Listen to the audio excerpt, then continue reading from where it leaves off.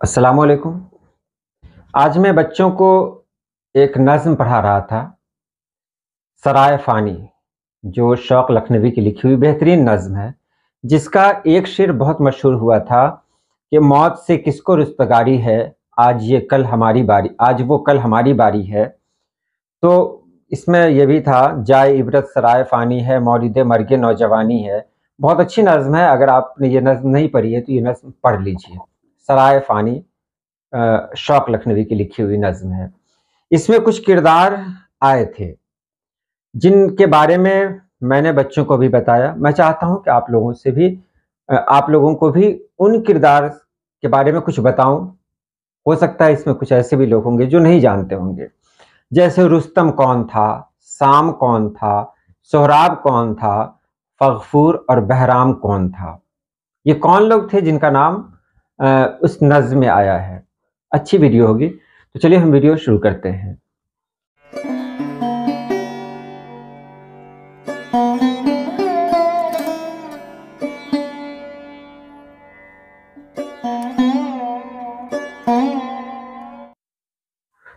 تو رستم کے بارے میں پہلے جانیں۔ رستم شاہ نامہ کا سب سے بڑا ہیرو ہے اور ایران کا قومی ہیرو مانا جاتا ہے۔ وہ بہت طاقتور اور بہادر تھا، اس نے ایران کو کئی مرتبہ دشمنوں سے بچایا۔ رستم کا گھوڑا تھا جس کا نام تھا رخش، وہ بھی بہت مشہور تھا، جو بہت طاقتور اور وفادار تھا۔ رستم کی زندگی میں کئی بڑے واقعات شامل ہیں، جن میں رستم و سہراب کی داستان بہت مشہور ہے، جس میں رستم کو اپنے ہی بیٹے سہراب سے لڑائی کرنی پڑتی ہے۔ اس کے بعد دوسرا نام آتا ہے سہراب۔ تو سہراب رستم کا بیٹا ہے جو رستم سے نہیں ملا ہے۔ پہلی بار رستم سے ملاقات ہوتی ہے، وہ جنگ ایسی ہوتی ہے جس کی داستان آپ کو شاہ نامہ میں بھی آپ پڑھ سکتے ہیں اور بھی کئی جگہ پڑھ سکتے ہیں۔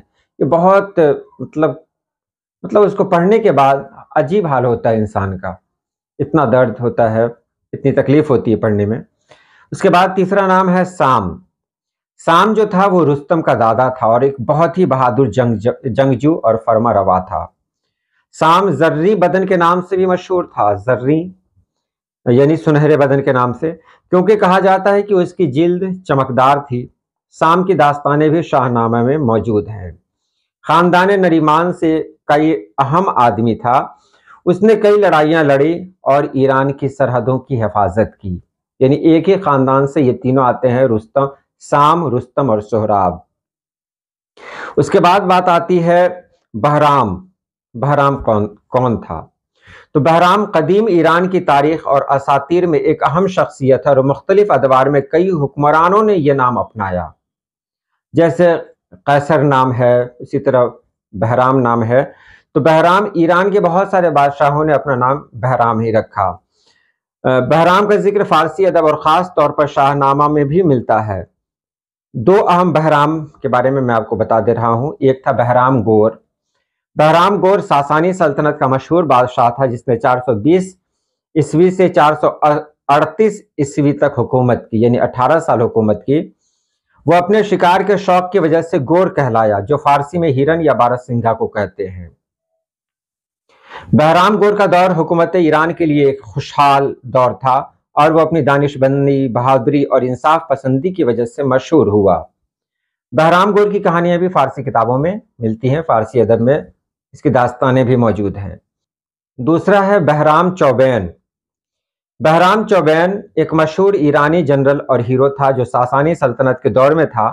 وہ اپنے دور کا ایک بے حد طاقتور اور قابل جنگجو تھا جس نے بہت سی جنگیں جیتی۔ بہرام چوبین نے ایک وقت پر شاہی خاندان کے خلاف بغاوت بھی کی اور کچھ عرصہ کے لیے ایران کا بادشاہ بھی بن گیا۔ اس کا بھی ذکر داستانوں میں ملتا ہے۔ اب تیسرا نام آتا ہے، وہ ہے فغفور۔ تو فغفور کون ہے؟ تو چین کے جو بادشاہ ہوتے تھے انہیں فغفور کہا جاتا تھا، کسی ایک کا نام نہیں ہے۔ چین کے بہت سارے بادشاہ گزرے ہیں، ان کو فغفور کہا جاتا تھا۔ یہ وہ بادشاہ تھے جو اس وقت اپنی ایک خاص پہچان رکھتے تھے، یعنی جن کا دبدبہ پورے علاقے میں تھا، پوری دنیا پہ ان کا دبدبہ تھا۔ جسے چین کا تھا تو ان کو فغفور کہا جاتا تھا۔ یہ وہ لوگ تھے، بہرام، فغفور، یہ وہ لوگ تھے جن کا نام تھا کبھی، لیکن اب یہ سب گمنام ہو گئے، اب صرف داستانوں میں رہ گئے۔ بہرحال اس نظم میں اتنے ہی کردار ہیں، اس لیے میں نے اتنے کے بارے میں آپ کو بتایا۔ آگے بھی اگر آپ کہیں گے تو بہت سارے کردار اس طرح کے ہیں جن کے بارے میں ہم کو پڑھنا ہے، اگلی ویڈیو میں ان کے بارے میں بتاؤں گا۔ تو آج کے لیے اتنا ہی۔ اللہ پاک آپ سبھی لوگوں کو خوش رکھے، آباد رکھے۔ اللہ حافظ۔